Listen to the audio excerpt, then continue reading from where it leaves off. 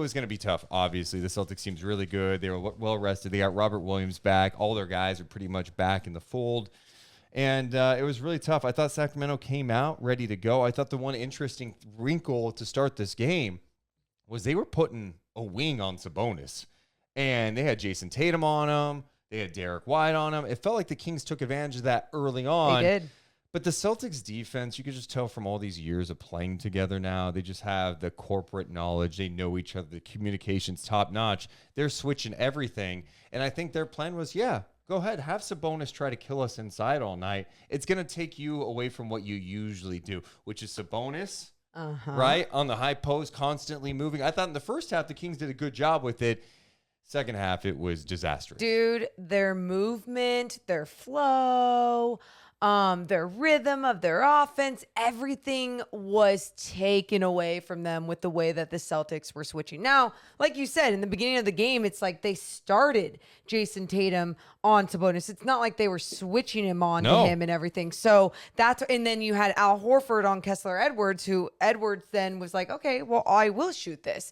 So things were looking good. Celtics made adjustments to their very good defense. And their very good defense was able to execute at a very high level when they were just switching back and forth. It just didn't allow the Kings to really penetrate through. It didn't allow enough movement. It's one of those nights where you're like, I did miss Kevin Huerter a lot. Oh, for sure. That's the other thing. Kings were playing without Kevin Huerter yet again. Second half of back-to-back, and you could definitely see it in that second half, especially in the late stages. They just looked completely gassed at the end of that game. Not making excuses. People say that you're making excuses for the Kings. Like, no, I mean, it's 5-7 back-to-back. It's rough. It is rough, and you're back home taking on a really good Celtics team that last played Saturday when they lost to the Utah Jazz when they were shorthanded. They also lost to the Jazz. But yes. yeah, I just felt like the switching too worked out so well. I thought the Kings a couple times were, oh, cool, we'll go ahead and get Derek White switched on him. But Horford did a great job, like switching back. Yep.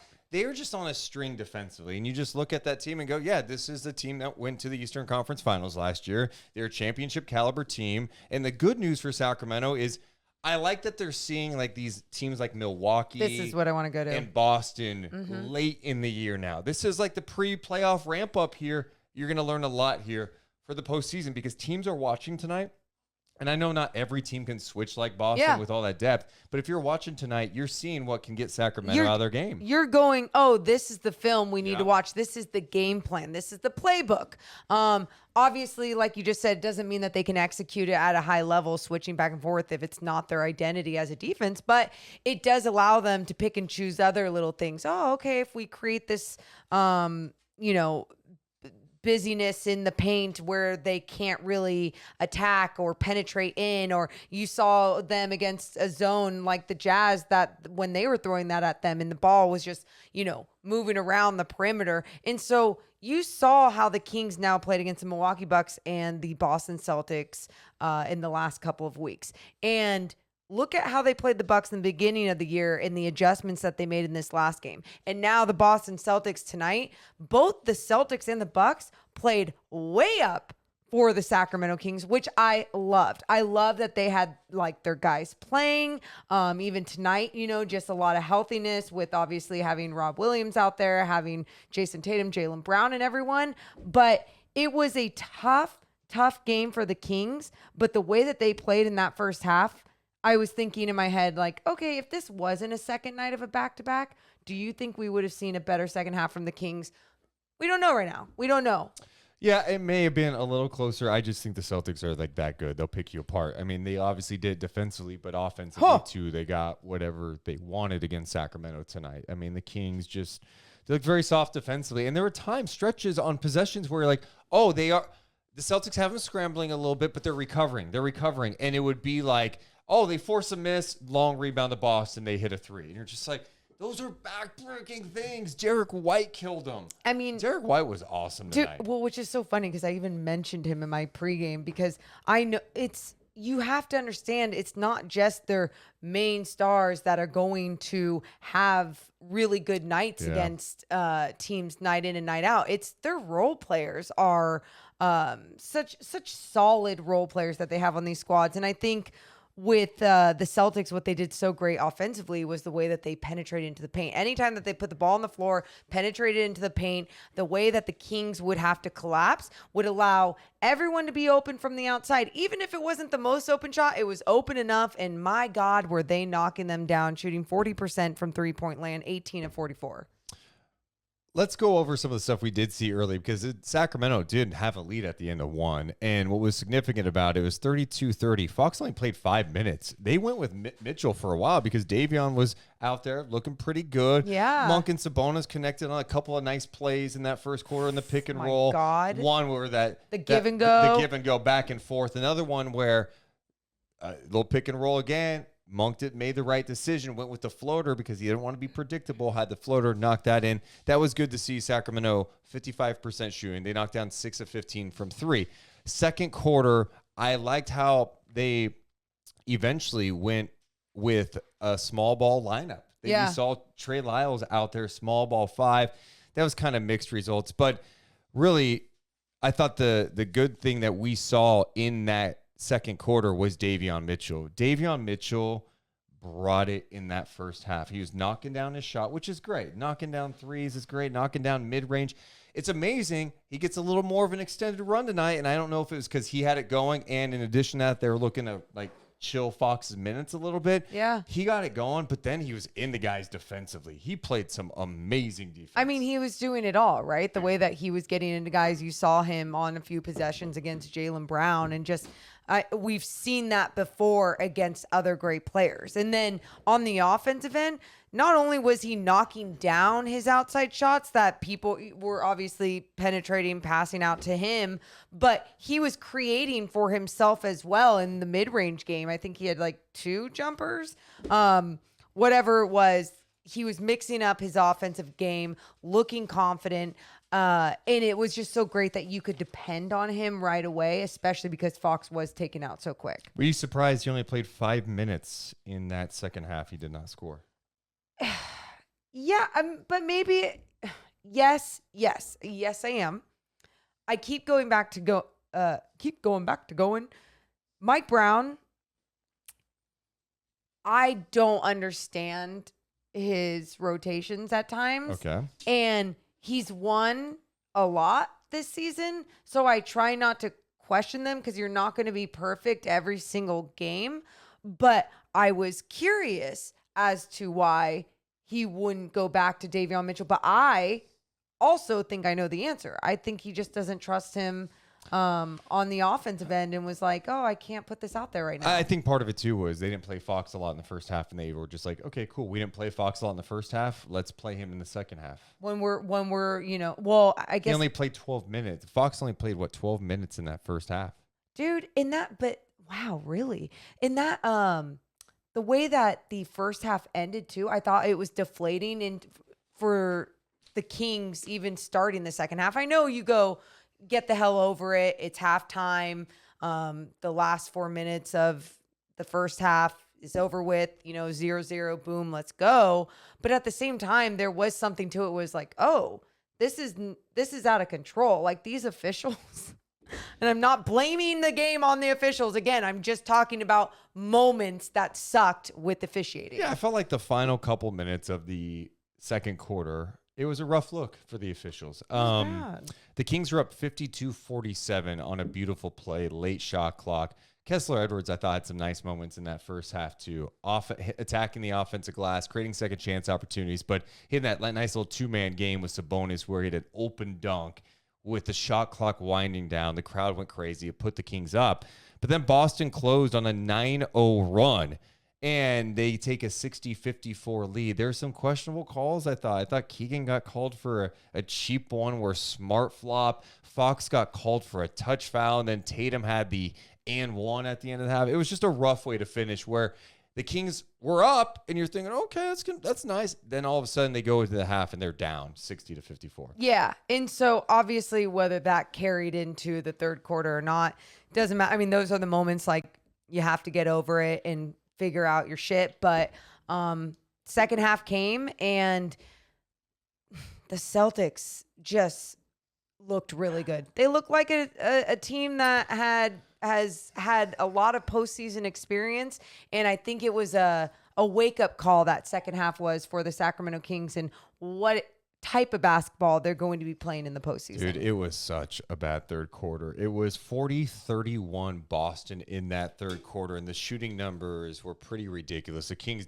defense just looked like an absolute mess at that point. In that third quarter, Boston scored 40 points. They were 15 of 21 shooting, 71% from three. Sacramento put up 31 points on 54% shooting, 5 of 11 from three. But not bad, but your defense was giving up everything. And then when Tatum is taken over, Brown is taken over, felt like they couldn't miss. They end up knocking down 18 threes. Derek White was 5 of 10 from downtown. He had 20 points, 11 assists, 7 rebounds. They got second chance opportunities that killed the Kings. Second chance opportunities were 17-5. And the other key tonight, fast break points, Kings only had 2 in this game. But yeah, the Celtics were making everything, and it was deflating for Sacramento. I thought one big swing, Fox got called for a foul. It's 67-61. Brown was frustrated. He didn't think Fox fouled him. It was kind of a soft foul, whatever.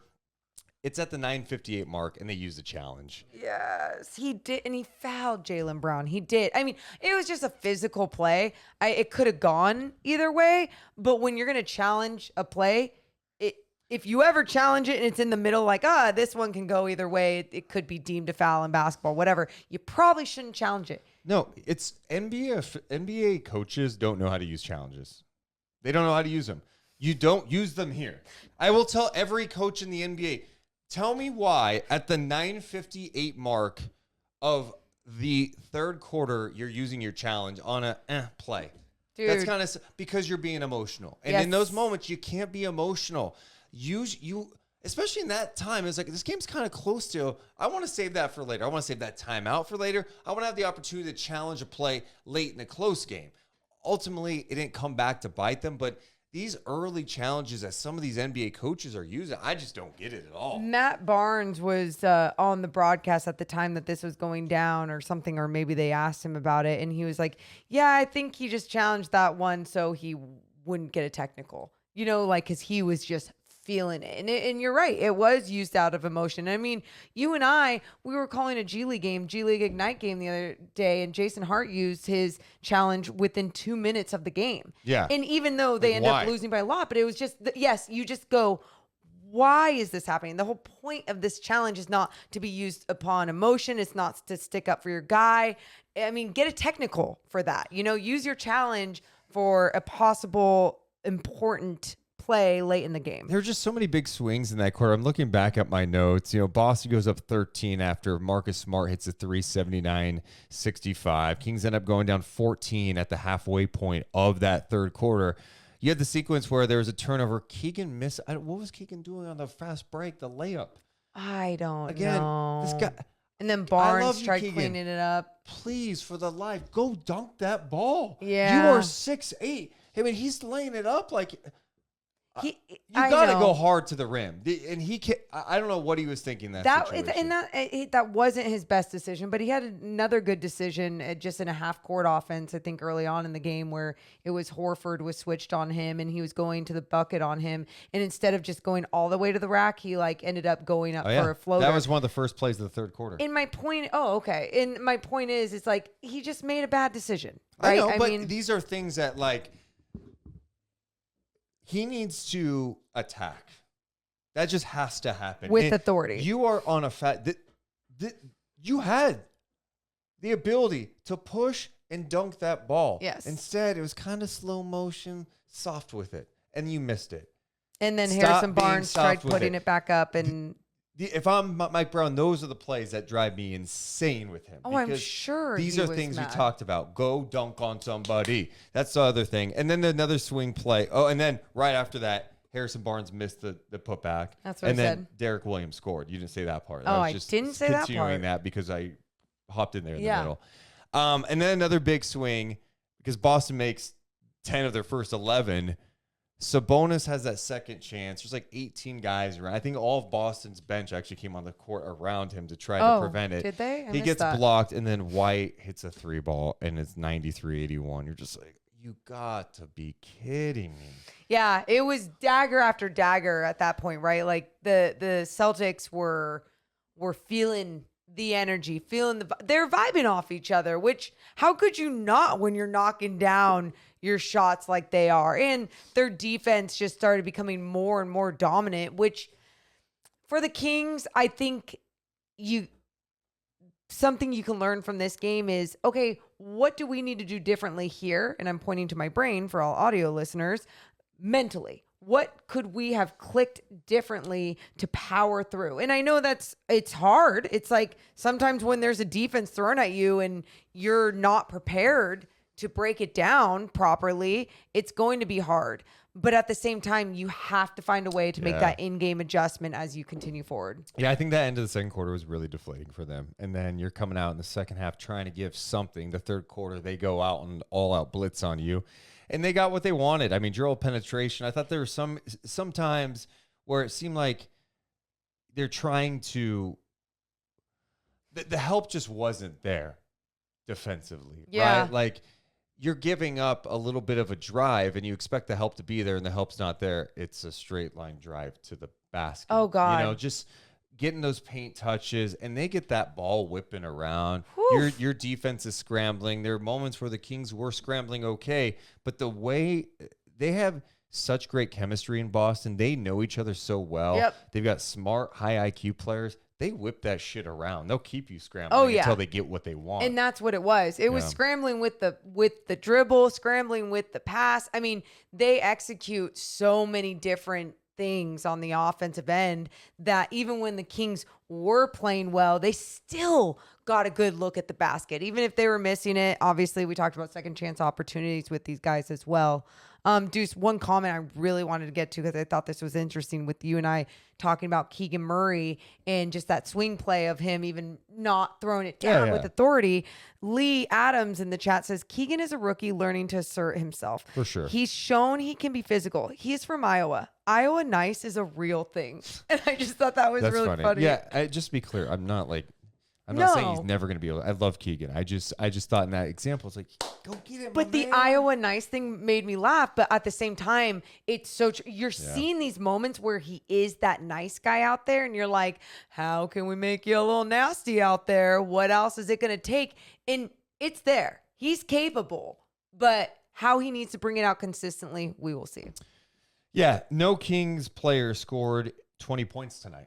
Which is kind of crazy to think about. The Kings really struggled to get even over 100 in this game. They end up going to the deep bench in the fourth. There are a couple of times I'm like, are they going to make this close? I think they got it to like 12 at one point. Yeah, Monk cut it to 107.95. And then Boston was in the penalty at the 7:25 mark. And you're thinking, all right, maybe it could get interesting. Then Sabonis misses both free throws. And you're like, oh, they are completely gassed. And then there was that one play. The game had pretty much already fallen apart. Sabonis launched a three. And it was so short. I'm like, look, there's some times in the league you just have schedule losses. Yeah. And tonight, to me, was just one of them. We talked about earlier today. I'm like, I don't know what the league was thinking with this schedule. And I know the Kings aren't the only team to go through this throughout the year. Okay, no. I'm not acting like, but I'm just saying in general. You know, the NBA is so much about, hey, we got to limit back-to-backs. We got to do this and that. We got to spread things out. We want guys to be right. Yeah. I just don't understand how this schedule, you make it 5 and 7, right? But it's a 4-game road trip where you go all the way back east, make your way back to Salt Lake City for the final game of the road trip, and then you play the next night against a team that has the serious rest advantage. It just doesn't make any sense to me. And then you're off 2 days and another back-to-back. Well, you can't spread this shit out. That's what I was even going to say. Like, why couldn't they have made the Celtics-Kings game tomorrow night? But then I think in their scheduling, it would have been the Celtics staying on the West Coast for too long. It was a final game of their road trip. The schedule is not easy to come up with. I don't like 5 and 7 in the NBA. I mean, there used to be 4 and 5 a lot in the NBA, but 5 and 7's a lot. It is, and especially. I mean, late in the year when there's important basketball being played, it's like it hits a little different, right? And I just think that fatigue, like, and again, there's a portion of people listening to this right now. They're like, "Are you really making excuses?" It's not. There's certain things that are just like factual. It's hard to play 5 and 7, and there's mental and physical things that you have to overcome, and to do it against a team like this is even if the Kings were like rusted, the Celtics, this was going to be a tough game no matter what, Dude, especially without Kevin Huerter. if they had won this game, we still would have been factoring everything in like, oh my God, it has to be the conditioning for them to be able to play 5 games in 7 nights and beat the Boston Celtics on the second night of a back-to-back after they were well rested. Like, it would be part of the topic that we would factor in. But instead we're talking about this loss against the Boston Celtics, and half a game was played well. So Tatum ends up with 36 points. Man, he had some nice moments. Although, what's up with Tatum going 6 of 11 from the line tonight? He missed that first 2, and they got crumble cookies early at Golden One Center. He had 36 points, 8 rebounds, 4 assists. Brown had 27 points on 10 of 16, including 4 of 7 from 3. I mentioned Derek White, 20, 11, and 7. Marcus Smart returned to the lineup. He had 17. You did see the return of Robert Williams. He only played 20 minutes in this game. First game back from injury. He was in foul trouble too. Al Horford, I swear, just doesn't miss from 3 this year. It's like mid-40s from 3. He was 3 of 5 from downtown too. So tough night for Sacramento. Sabonis did get another triple-double, his 12th of the season. 16 points, 13 rebounds, 12 assists on 7 of 12. He was 2 of 6 from the line. HB had a pretty quiet night, 11 points. He had like a stretch where, it seemed like in the third, like, oh, is he going to get it going? He only finished with 11. De'Aaron had 18 points in just under 29 minutes on 6 of 11 shooting, 2 of 5 from 3. A pretty quiet night for him. And then off the bench, TD added 12. He got hot for a brief moment, and Davion had 13. Monk's struggling, again, 1 of 7. 0 of 4 from 3. Before we continue on, let's hear from Sabonis and Brown. Sure. Both of those guys are talking about something that bugged the Kings a little bit tonight, and it's something that we've seen a couple of times this year. The Raptors, the last time they played the Celtics, these teams are able to switch a lot, really bugged the Kings. What'd Sabonis see? They came out and threw something at us that we've only seen against them. They put smaller guys on me, switched everything, took us out of our pick and roll game. So it made us think, and we just got to be prepared next time, but better for that. Domas, a big story of the game was turnovers. What could you point to one thing in particular that led to all those turnovers? They were switching all game, so it kind of turned into more of an ISO ball, going one-on-one, and we didn't do a great job on the weak side moving or trying to keep the weak side engaged, and then there's one guy defending two people at once, so we kind of didn't help ourselves, in the first half. We still had our legs kind of, so we're making shots, but in the second half, it definitely hurt us more. Yeah, there were times in that second half I felt like they got stagnant. And that's the one thing that impressed me early on. The pace was insane the first few minutes of the game. Both teams getting up and down the floor, making shots left and right. And I feel like the Kings in the half court, they were just getting in their stuff. Sabonis was doing a great job orchestrating. The movement was great. You're knocking down shots. Everything starts to look good, especially when you have that type of movement. But then you get a couple of turnovers. Guys start overthinking things, the switching. They play physical. All of a sudden, it's in your head a little bit. The Kings had 14 turnovers in this game. Turned into 21 points. The Celtics did a great job holding onto the ball. They only had 6 turnovers. They had 33 assists in the game. Outstanding stuff from them. But yeah, the switching, I think, definitely bugged Sacramento. And it's something that they have to figure out come playoff time, because teams are going to see this to try to get them out of their game. And you said that the Celtics did a good job of hanging on to the basketball. They absolutely did. But the Kings didn't do a good enough job, I felt like, with their activity as well. And again, we already mentioned how the ball swings around with the Celtics. They execute at a high level. But I think what we've seen from the Kings is that they're capable of playing better defense, right? And I just felt like that is where maybe a fatigue thing can come in, not so much of an effort thing. So, yeah, and now teams looking at the Sacramento Kings offense and how to really slow it down or stop it. I mean, you get in a zone or you just switch on them a lot and you execute messes with their passing lanes. The Celtics have size, they have length, they have good. And by the way, that's the other thing. Boston has great defenders. They're the only team in the NBA that's top 5 in offensive rating and defensive rating. They're 4th in both categories. And it messes. You talk about it messes with them being able to penetrate and everything. It messes with even people moving without the basketball, right? Because you're trying to get to the open spots. The open spots are mostly beyond the arc. And that's why we talked about this early on, but that's why a guy like Kevin Herter, I was just going to say that. who obviously, it's not just about his 3-point shooting. It's more about what he's been creating with his movement without the basketball and getting to the right spots and being able to finish in that mid-range. Man, that was missed. Herter constantly moves, right? Mm-hmm. Talking about dribble handoffs, cutting, faking, popping back out, another dribble handoff. Like, the guy is everywhere. And because of how well he shoots the ball, I mean, that opens up a lot of things for Sacramento. I think that's one thing the last couple of games, especially with him out and Monk not playing well off the bench either, that kind of hurts things. But I saw Jill Adge mention this on Twitter, and I thought it was a great point. I mean, you're right now, last couple of games, you're starting a second-year guy in Kessler Edwards, who's still it's not like he's played heavy minutes this year. Sure. And you're starting rookie Keegan Murray. I mean, these are guys that are going, although they both show flashes of doing some good things out there, they both make mistakes. Yeah, absolutely. And when you're taking on a team like Boston, you really can't afford mistakes. You can't. And I'm not saying that that's the reason they lost tonight. I'm just saying without Herter in the lineup, it impacts a lot of what the Kings do. Yeah. And like you said, those mistakes are just they're pounced on by opponents, especially when it's a younger player. I mean, that's what you see a lot of vets do. They seek out the rookie to try and score on the rookie just because they have a few more tricks up their sleeves. So yeah, that is a really good point. And hopefully Kevin Herter can come back Friday. We obviously don't know anything, but at the same time, I expect with the right amount of rest and what we've been hearing about this injury that he should be hopefully back soon. Here's what Mike Brown had to say about the offense tonight. You got to play with a pace in the half court. Like you got to sprint out in the screen sometimes and slip to the rim to cause a chain reaction. Your cuts have to be extremely hard.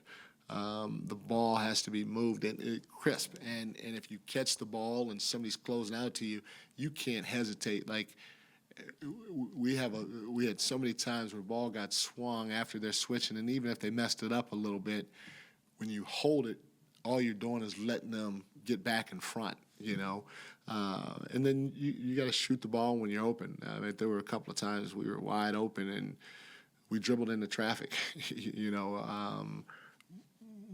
One of the things our guys are going to have to understand is come playoff time, the best shot's an open shot because those are going to be hard to come by. And if we keep passing up open shots and driving into traffic and trying to make a play or force the action, we're going to be in trouble. But they're switching really bothered us. We couldn't score inside. We couldn't score outside, really. And you're going to have to play with some pace and slip to the rim to put some pressure on the rim to cause the defense to collapse a little bit, whether it's by a drive or, like I said, just a cut.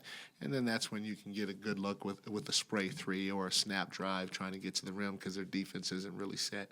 Well said. He just simplified it, and sometimes it's easier said than done, but these are all part of the growing pains. Mm-hmm. Like, I know this season because of where the Kings are at, currently the number 3 seed in the West, like expectations go up. Like, you expect a certain level of play for this team. But dude, when you're talking about some of these elite teams in the league, Boston, these guys are legit. Like they're title contenders, and they played together for a long time now. Like Brown, Tatum, Smart, and Horford, these guys know each other, everything about each other on the floor. They know exactly where they want the ball, exactly when to switch. They know everything. Milwaukee, those guys have been through wars together, battles. The Sixers, not as much. They have Embiid. That's a different story. But when you're talking about these elite teams in the East, they have their shit together. The Kings have been together for 72 games. And I think that's why when we came into this game, you're like, how are you doing? And I'm like, I'm fine. They're fun to watch, you guys. I enjoy fun basketball. Now, I'll tell you this. In the beginning of that game, I was texting Deuce, like, I had those fandom nerves where I'm just like, I really want to win this game, where I was feeling that. But then throughout the game, I'm watching this Celtics team just do things on such a high level in this league against a King squad that is giving it their all. Yeah. And the Celtics are having to give it their all. You know, it's not like the other night when we watched the Milwaukee Bucks take on the Raptors after the Bucks beat the Kings. Sure. And it was like they were just cruising on by, being like, because they could beat the Raptors. You're seeing teams have to come in and play their best basketball. Fun for me to watch. It just makes it tougher for the Kings, but Yeah. more learning. But the strides that obviously we've seen this year compared to last year, but honestly, this year, you look at where they are from October when they were 0-4 to now. Yeah. You're seeing growth. You're seeing the chemistry. And Every they've game. been relatively like healthy in terms of not having guys miss a ton of games. I mean, they're still going through things, but fighting through them, whether it's Keegan's hand, you know, during that time about a month ago, what Sabonis has been dealing with all year. The guy's getting banged up. Fox has some things. Everyone's kind of banged up this time of year anyway. But Herter being out obviously impacts things. I just think their chemistry is getting better. You see more signs of it, even defensively. Even they're not good defensively, but you see better moments of, oh, okay, you're starting to see stretches. So, yeah, I mean, I just think about the possibilities for this group next year. Yeah. What does Keegan look like year 2? What is just another season of this main core being together? Like Fox and Sabonis' chemistry at this time next year compared to now, it's going to be just a different level. And that's where some of these teams have such an advantage. They obviously have the talent. The Celtics have changed over the years, but their core guys are kind of their core guys. And they're really, really good. And they know each other. That chemistry matters so much.